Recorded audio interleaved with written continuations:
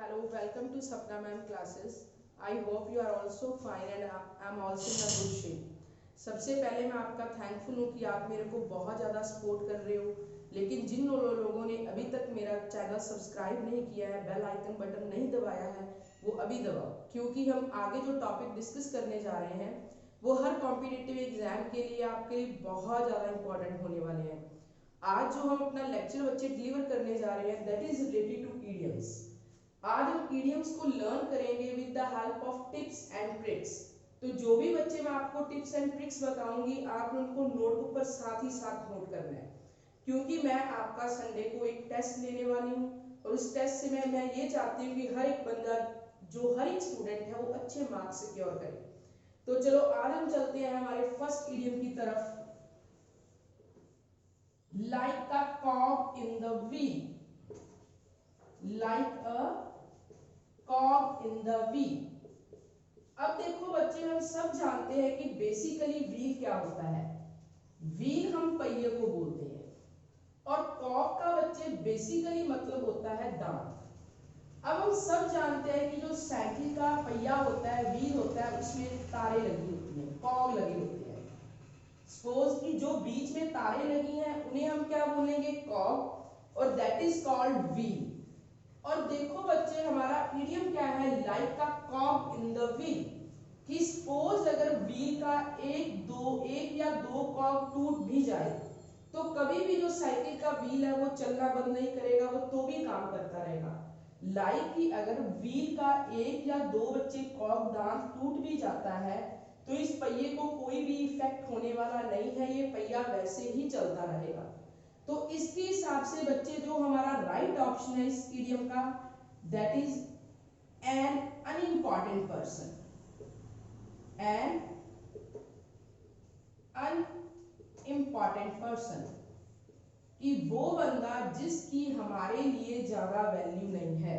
और बच्चे जिस ट्रिक से हमने इसको लर्न किया वो आपने अपने माइंड में रखना है कि लाइक का कॉग इन द व्हील, कि अगर व्हील का एक कॉग टूट भी जाएगा तो व्हील कभी भी काम करना बंद नहीं करेगा। तो दैट मीन्स उस चीज की हमारे लिए वैल्यू नहीं है। तो इस इडियम का मीनिंग हुआ एन अनइम्पॉर्टेंट पर्सन।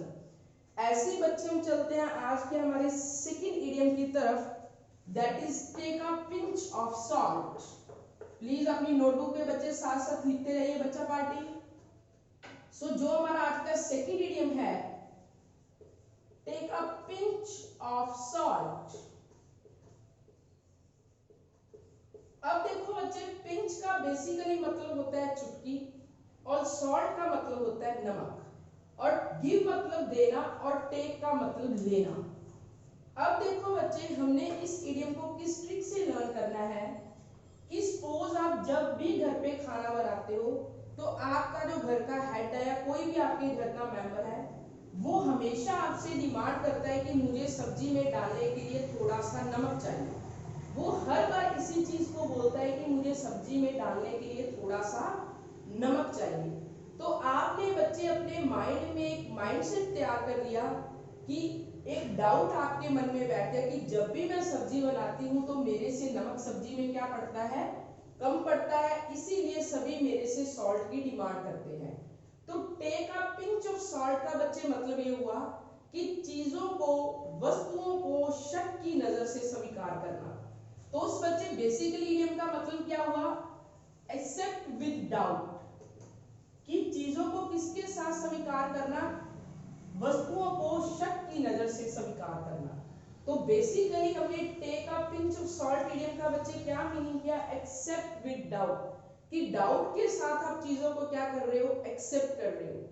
ऐसे ही चलते हैं हमारे थर्ड इडियम की तरफ,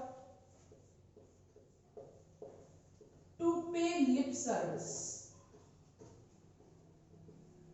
अब देखो बच्चे, हम सब जानते हैं कि लिप क्या होते हैं, होंठ, और सर्विस क्या होती है, सेवा। अब बड़ी अच्छी एक इंटरेस्टिंग और बड़े मजेदार एग्जांपल्स इसे हम डिस्कस करेंगे कि सपोज गर्मियों के दिन है और घर पे लाइट नहीं है। क्या होता है कि एकदम से आपके घर में 10-12 रिश्तेदार रिलेटिव्स इकट्ठे आ जाते हैं।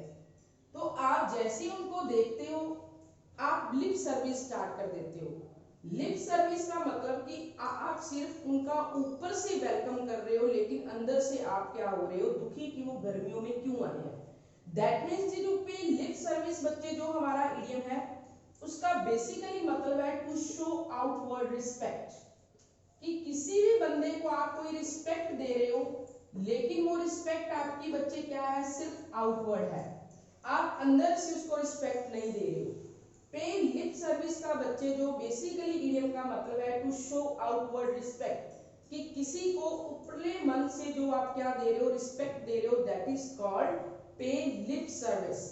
ऐसे बच्चे हम चलते हैं हमारे फोर्थ इडियम की तरफ, टू बिल्ड अपॉन सैंड,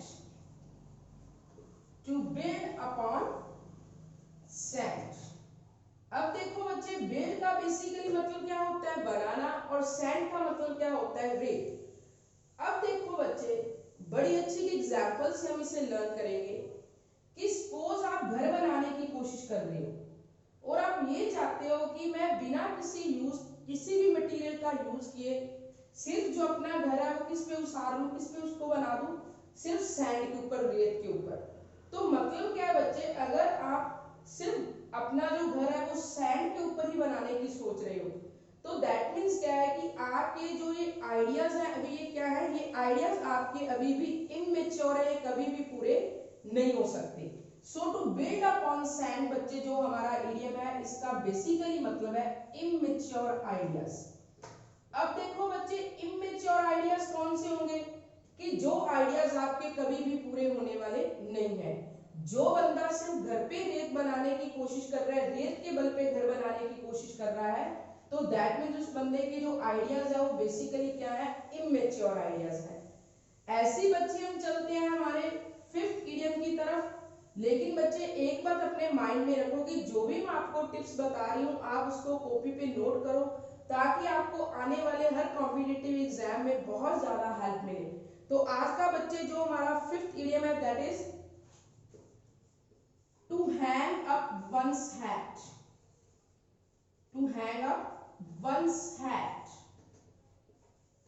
अब देखो बच्चे, बेसिकली हैंग का मतलब क्या होता है, लटकाना, और हैट का मतलब होता है टोपी।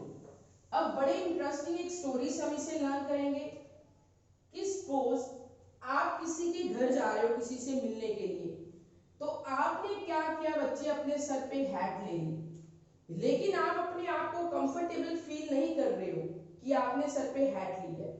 तो जैसे ही आप उस बंदे के घर पे पहुंचते हो, आप उसे नमस्कार करने के बाद दूसरा काम क्या करते हो, अपनी हैट उतार कर उनकी किसी जगह पे हैंग कर देते हो, लटका देते हो। तो बेसिकली बच्चे to hang up one's hat जो हमारा इडियम है उसका ये मतलब है कि आप अपने आप को किसी दूसरे के घर पे जाके क्या कर रहे हो, कंफर्टेबल फील कर रहे हो। कि दैट मीन्स जैसे ही आप अपने घर से निकले हैट डालकर और आपको सफोकेशन फील होनी शुरू होगी, आप कंफर्टेबल नहीं हो हैट डालकर, तो आपने जैसे ही उस घर में आप अगले घर में पहुंचे, आपने फर्स्ट ऑफ ऑल जाते क्या किया, अपनी हैट को वहां लटका दिया, हैंग कर दिया। तो दैट मीन्स आप अपने आप को क्या फील कर रहे हो, आप दूसरे के घर में पहुंचते ही अपने आप को कंफर्टेबल फील कर रहे हो, बहुत ज्यादा आरामदायक फील कर रहे हो। तो बच्चे जो ये हमारा इडियम है इसका बेसिकली मतलब है टू मेक वन सेल्फ,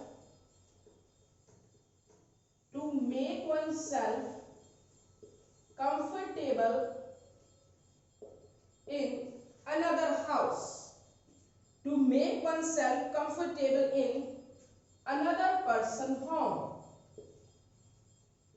कि आप दूसरे के घर पे जाके अपने आप को क्या कर रहे हो, कंफर्टेबल फील कर रहे हो। देखो बच्चे, आई नो वेरी वेल कि यू आर सो सेंसिबल, आपको इतना पता है कि हमें हर कॉम्पिटिटिव एग्जाम में 4 ऑप्शंस दिए होंगे, आपने चारों में से this one is a right option click करना है।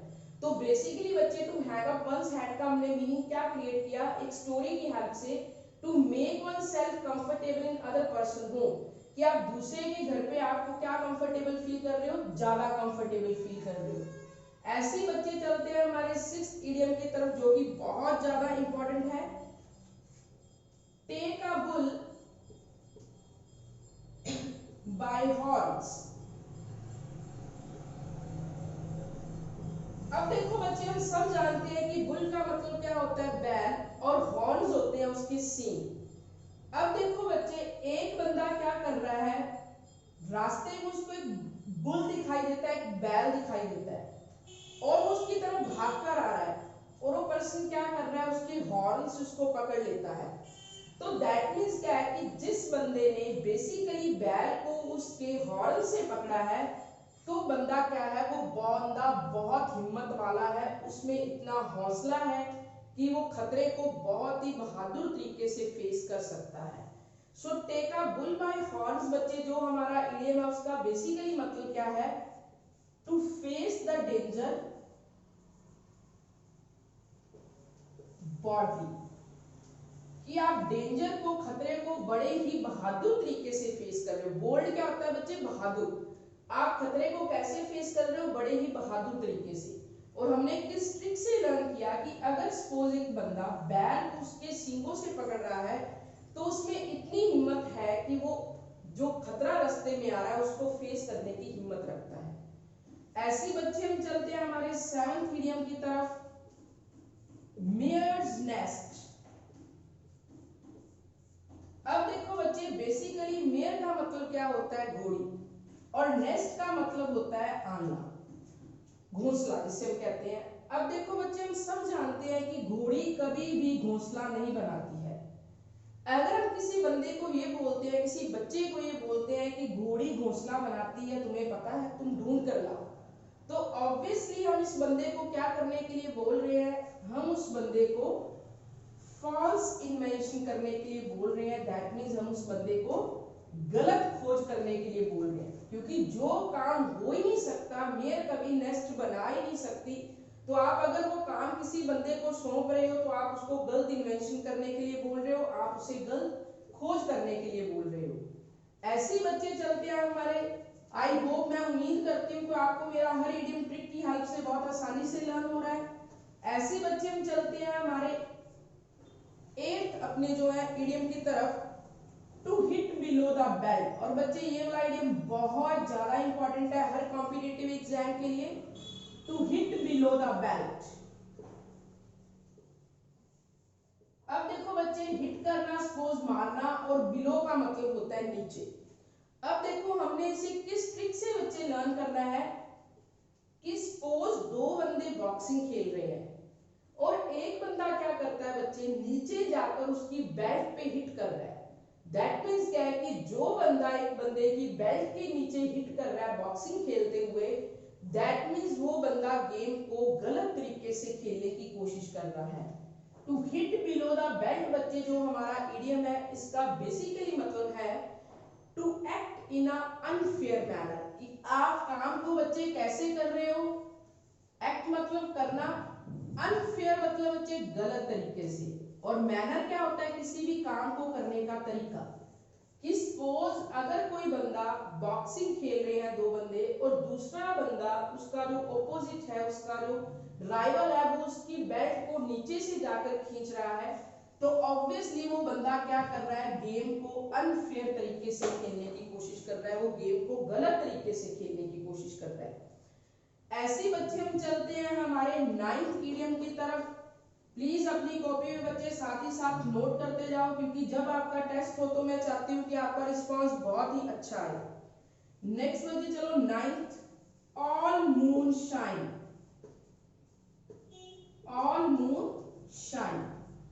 अब देखो बच्चे, मून का बेसिकली मतलब होता है चांद, और शाइन का मतलब होता है चमकना, और ऑल मतलब सारे। अब देखो बच्चे, फॉर योर काइंड इंफॉर्मेशन, हम सब जानते हैं कि मून एक ही होता है, एक मून, एक चांद ही शाइन करता है।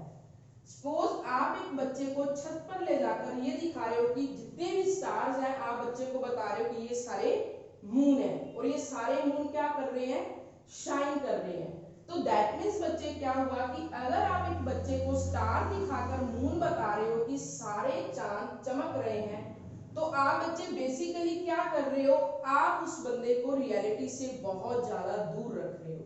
तो ऑल मून शाइन का बच्चे मतलब क्या है, फार फ्रॉम रियलिटी, कि किसी को असलियत से बिल्कुल दूर रखना, फार फ्रॉम रियलिटी।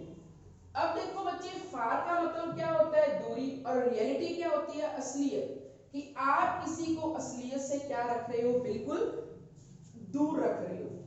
ऐसे ही बच्चे चलते हैं हमारे 10th इडियम की तरफ, ऑन द वेन।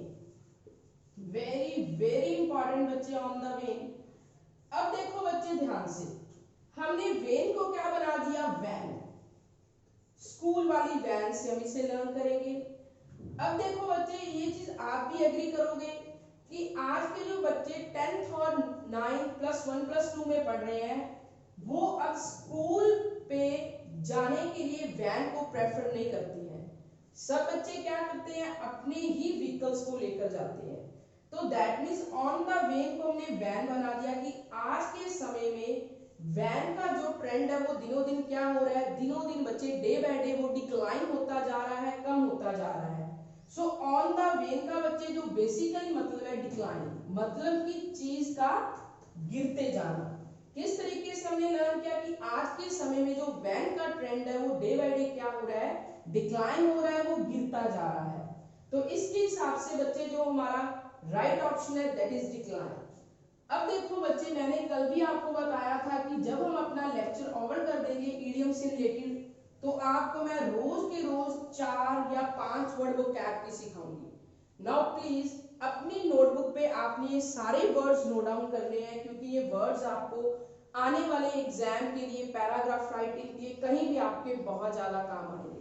तो आज का बच्चे जो हमारा फर्स्ट वर्ड है वोकैब का, प्लीज वो अपनी कॉपी पे लिखो, पास द बक। विच वन बच्चे, पास द बक। अब देखो बच्चे, पास द बक जो हमारा इडियम है उसका बेसिकली मतलब क्या होता है, लिखो बच्चे कॉपी में इसका मीनिंग, अपनी जिम्मेवारी किसी को सौंप देना, पास द बक। फॉर एग्जाम्पल अगर मैंने कहना है कि मैंने अपनी जिम्मेवारी अपने पापा को दे दी है, I passing my buck to my father. तो बेसिकली बच्चे जो हमने वर्ड लिखा पास द बक, इसका बेसिकली मतलब है कि अपनी जिम्मेवारी आप किसी को सौंप रहे हो। ऐसे ही बच्चे हम चलते हैं हमारे सेकंड इडियम की तरफ, एट्रोसिटी। विच वन बच्चे, एट्रोसिटी। अब देखो बच्चे, एट्रोसिटी का मतलब होता है अत्याचार। विच क्या बच्चे इसका मीनिंग है, अत्याचार। अब देखो सपोज हम एक लाइन बना रहे हैं कि दिनों दिन अत्याचार बढ़ रहा है, atrocity is aggravating day by day. ऐसे बच्चे चलते हैं हमारे थर्ड वोकैब की तरफ, with one accord. With one accord, इसका बच्चे मतलब है कि हर एक की सहमति के साथ, विथ वन अकॉर्ड। जैसे देखो बच्चे, मैंने नॉर्मली ये चीज कहना है कि ये काम मैं अपने घर के हर मेंबर की सहमति के साथ कर रही हूँ, I am doing this work with one accord to my family members. With one accord का बच्चे मतलब क्या है, हर एक की सहमति के साथ कोई भी काम करना। ऐसी बच्चे में चलते हैं आज के हमारे फोर्थ वोकैब की वर्ड की तरफ, एफिकेशंस। एफिकेशंस। अब देखो बच्चे, एफिकेशंस का मतलब होता है तकलीफें। क्या होता है, तकलीफें, मुसीबतें। कि जैसे सपोज हम एक एग्जांपल से क्लियर करते हैं इसको, कि मैंने जिंदगी में बहुत सारी तकलीफें देखी हैं, I have faced many afflictions in my life. Thank you students, उम्मीद करती हूँ कि आपको ये मेरा लेक्चर बहुत ज़्यादा इंटरेस्टिंग लगा होगा। और प्लीज़ बच्चे एक चीज़ मैं आपसे रिक्वेस्ट करती हूँ कि जो भी मैं आपको टिप्स एंड ट्रिक्स करवा रही हूँ उन्हें आप नोटबुक पे साथ साथ लिखते जाइए। अगर आपको कहीं भी समझ नहीं आता तो आप मुझे कमेंट कीजिए, मैं आपको कमेंट का आंसर करूँगी। और एक प्लीज़ मैं आपसे हार्टली रिक्वेस्ट करना चाहती हूँ, really remain indebted to you, कि आप जो भी मेरी वीडियोस देख रहे हो उसे लाइक करो, लाइक बटन दबाना मत भूलो। और आफ्टर दैट बच्चे, कल का जो हम टॉपिक डिस्कस करने जा रहे हैं that is very interesting, related to grammar के टॉपिक है और आपने बड़े ध्यान से उनको करना है। Thanks, have a nice day बच्चों, एंजॉय करो अपने डे को, पढ़ाई पर पूरा ध्यान दो और कंसंट्रेट करते रहो।